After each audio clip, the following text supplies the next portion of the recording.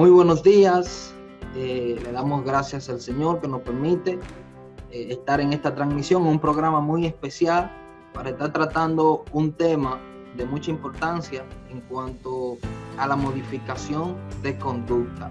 Hoy estaremos hablando sobre el reforzamiento positivo y para eso hemos invitado a una persona muy especial. Se encuentra con nosotros la licenciada Gira Plasencia, quien nos estará abundando más a profundidad en cuanto al tema del reforzamiento positivo, algo que nosotros utilizamos quizás a diario y muchas veces lo hacemos con el conocimiento de que lo estamos practicando, pero la mayoría de las ocasiones no nos damos cuenta que estamos aplicando un reforzamiento. Por eso es de suma importancia que tratemos este tema bajo la dirección del profesor Ignacio Polanco con el auspicio de la Universidad Tecnológica de Santiago, UTES. Así que iniciamos con unas preguntas que son de vital importancia, que son fundamentales al momento de hablar de reforzamiento positivo. Pero antes es un placer tenerte presente. Gira, salúdanos y cómo te sientes. Buen día, me siento muy bien, gracias a Dios, y para mí es más que un placer estar compartiendo contigo y más de un tema tan importante e interesante como es el reforzamiento positivo. Así es, así es. Bien, como decía, tenemos unas preguntas que son fundamentales al momento de hablar del reforzamiento positivo. La primera es, ¿qué es un reforzador positivo y a qué nos referimos cuando hablamos de reforzamiento positivo? Bueno, un reforzador positivo es un premio o recompensa que presentado inmediatamente después de una conducta. Esto provoca que esa conducta se repita o que aumente la probabilidad de que esta conducta aumente. Y cuando hablamos de refuerzo positivo, nos referimos a que si una persona hace algo y es seguido por un reforzador positivo, pues esto hará que esa conducta se repita. Por ejemplo, si una niña que anteriormente no hacía sus tareas y que su madre para que ella la pudiera hacer, tenía que llamarla muchísimo a la atención para que ella pudiera hacer esas tareas, pues la niña un día hace esas tareas por voluntad propia y la madre, al ver esa conducta de la niña, la lleva por un helado. Entonces, ese helado sería el reforzador positivo para que esa conducta en la niña pues aumente. Ok, muy bien, muy bien. Entonces, cuando hablamos de reforzamiento positivo, o sea, estamos tratando de modificar, ya sea consciente o inconscientemente, estamos modificando una conducta. Entonces, ¿a qué se denomina conducta o respuestas operantes? Bueno, denominamos conductas o respuestas operantes a esas conductas que están presentes en el entorno y que estas van a generar una consecuencia. Esta consecuencia podría ser de lo que estamos hablando, que es el refuerzo positivo, o sea, sería un reforzador positivo, y dice que esas conductas que son seguidas, esas conductas operantes que son seguidas por un reforzador positivo, pues se fortalecen, y las que son seguidas por un castigo, pues se debilitan. Muy bien, muy bien. Entonces, sabemos que todo lleva un orden, todo lleva una secuencia.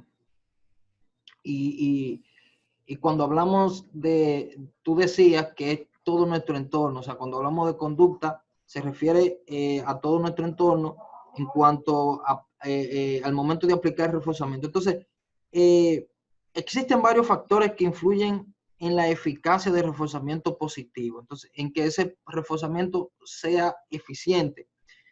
¿Cuáles son esos factores? Donde yo entiendo de que si estoy aplicando un reforzamiento positivo me va a funcionar de la mejor manera como yo lo quiero. Bueno, son 8 factores. El primero es la elección de la conducta que se quiere incrementar, o sea, que se quiere aumentar. Este es un paso súper importante porque, o sea, uno tiene que elegir primero cuál conducta es que quiere, o sea, que quiere que aumente. El segundo factor es la elección del reforzador que uno va a utilizar, ya que hay que primero elegir, o sea, hay reforzadores que funcionan para una persona, pero esos reforzadores puede hacer que no funcionen para otra. Por ejemplo, las golosinas, pues va a funcionar, o sea, ese estímulo va a funcionar para niños que le gusten las golosinas, pero no va a funcionar como reforzador positivo para los niños que no le gustan. Entonces, a veces hay que tomar en cuenta también el gusto de la persona. Por eso tenemos primero que elegir bien qué reforzador utilizar, porque hay reforzadores que funcionan para una persona, pero para otras no. Existen varios tipos de reforzadores. Están los de consumo, que estos son bienes comestibles como galletas, dulces, entre otros. También están los reforzadores de actividad, que estos podrían ser ver televisión o hojear un libro de dibujo. Están también los reforzadores que son manipulativos, que estos son acceso de navegar en internet, montar bicicleta, entre otros. También están los reforzadores de posesión, que estos son tener una habitación individual, también asentarse en la silla preferida o ponerse el vestido preferido. También están los reforzadores los reforzadores sociales, que estos son o sea, puede ser cualquier gesto, puede ser una sonrisa, un abrazo, entre otros. Bueno, también está el tercer factor, que son las operaciones motivacionales. Cuando hablamos de operaciones motivacionales nos referimos a lo que es la privación y a la saciedad. Cuando hablo de privación me refiero a ese periodo de tiempo anterior a lo que es el entrenamiento, o sea, de aplicar el reforzamiento positivo. Y cuando hablo de saciedad me refiero a cuando ya a una persona se le ha aplicado tanto, o sea, se le ha reforzado tanto con un reforzador que ya no es reforzante, o sea, que ya ese reforzador no funciona como reforzador positivo para esa persona. Y está también otro factor que es el número 4, que es el tamaño del reforzador. O sea que es bastante importante lo que es la cantidad de reforzador que se le aplique, o sea, que se le presente a una persona después de una conducta.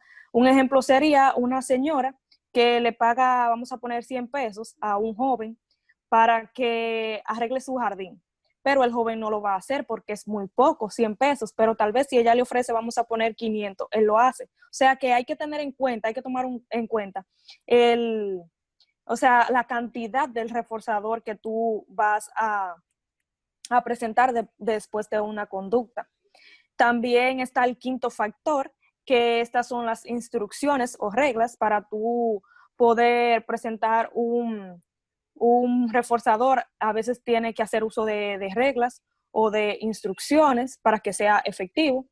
También está el sexto factor, que es el reforzador ha de ser inmediato. O sea, que para que un reforzador sea más, o sea, tenga más eficacia, tienes que, o sea, mientras más rápido tú presentes un reforzador positivo después de una conducta, pues mayor eficacia tú va a tener ese reforzamiento positivo.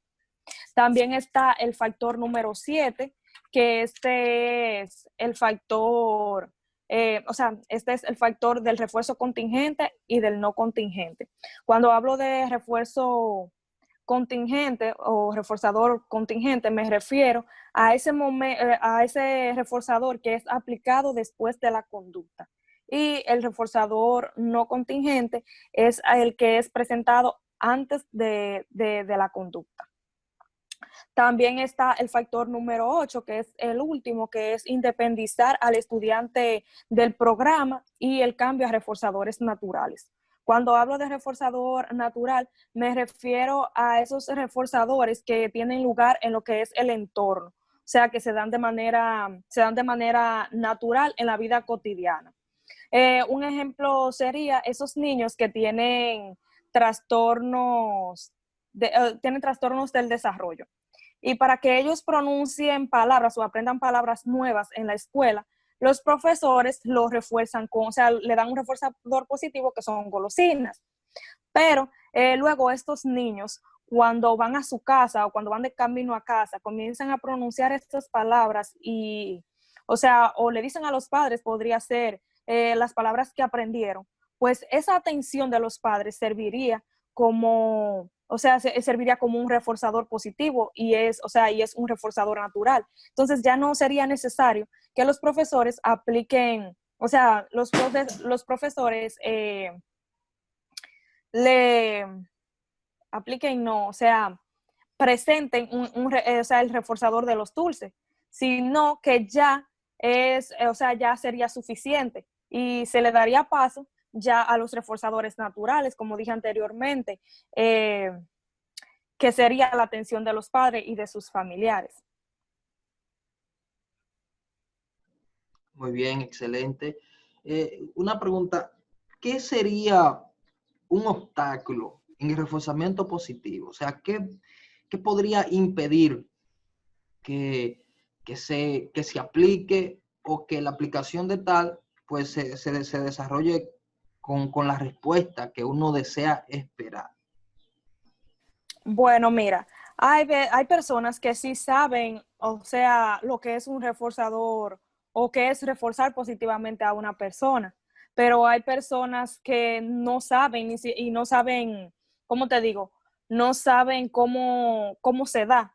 Entonces, eh, eso sería, en cierto modo, eso sería un obstáculo para que se dé lo que es el reforzamiento positivo. Un ejemplo sería una madre que va con su niña, vamos a poner con su hija de 3 años al supermercado y esta comienza a llorar y a hacer berrinches.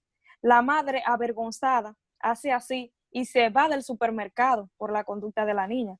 Entonces, eso hace que esa conducta de esa niña o sea, se vuelva a dar en situaciones parecidas.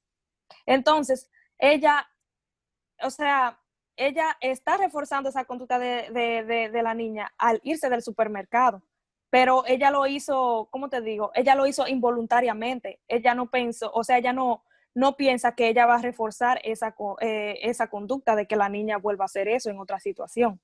Entonces, eso sería un obstáculo. Una persona está, o sea, reforzar una conducta involuntaria, o sea, involuntariamente, no porque quiera o sea, reforzar una conducta que no es la adecuada. No sé si me entiendes la idea.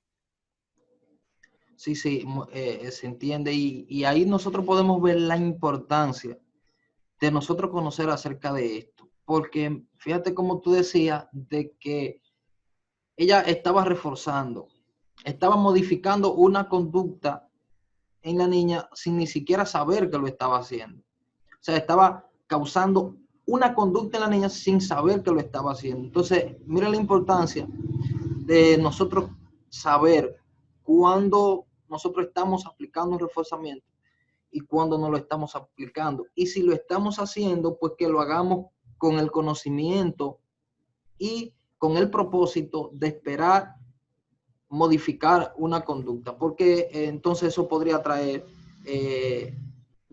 graves consecuencias, porque cuando tú haces algo y provocas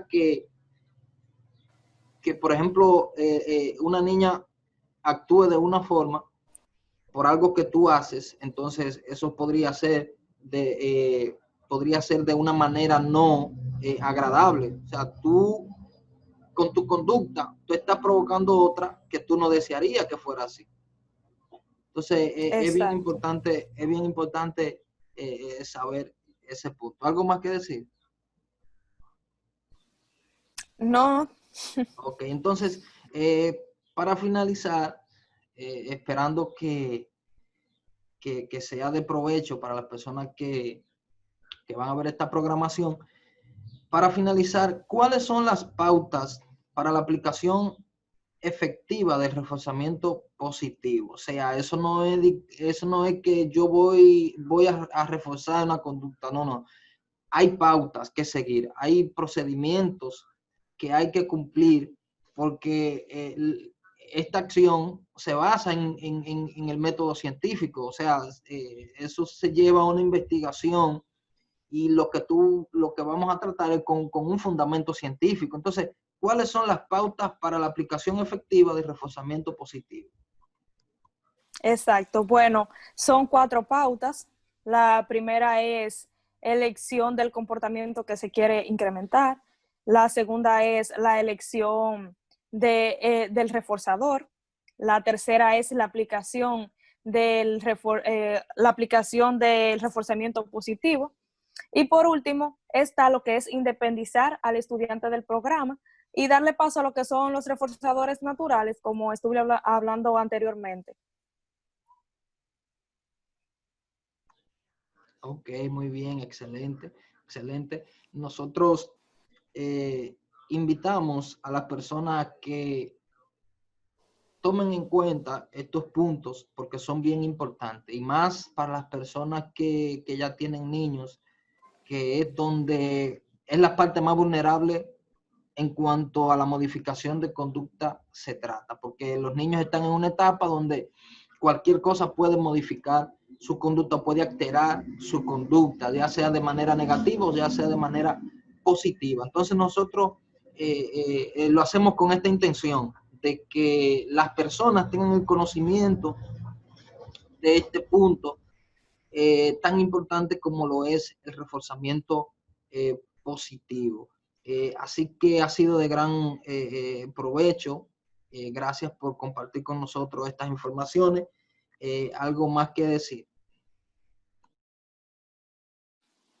Bueno, le doy las gracias a usted por invitarme a su programa, a hablar sobre lo que es el reforzamiento. Y bueno, recomiendo a los padres, porque este es un tema que se utiliza mucho, o sea, el reforzamiento se utiliza mucho con lo que son o sea, los padres lo utilizan mucho con sus hijos. Y bueno, les recomiendo que se familiaricen primero con el tema para que sepan bien lo que van a hacer, porque no es bueno estar reforzando conductas que no son las deseadas. Y esa es mi recomendación y muchas gracias nuevamente. Muy bien, gracias a ti.